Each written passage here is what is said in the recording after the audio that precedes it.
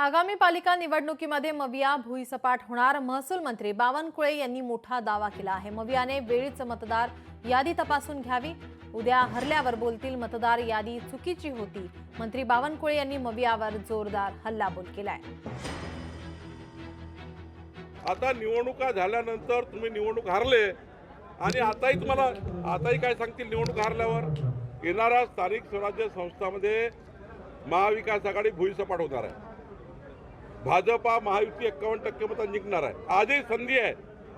आता काय म्हणतील मतदार यादी चुकल्या, आता मतदार यादी पाहण्याची वेळ आली आहे।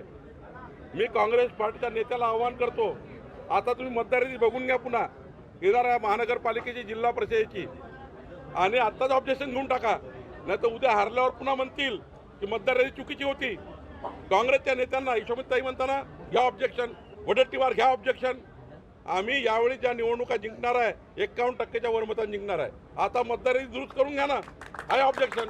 आता वेळ आहे, ऑब्जेक्शन घ्यायला वेळ आहे, का घेत नाही ऑब्जेक्शन तुम्ही? लोकशाही मराठी ऐका, पहा, जागरूक रहा।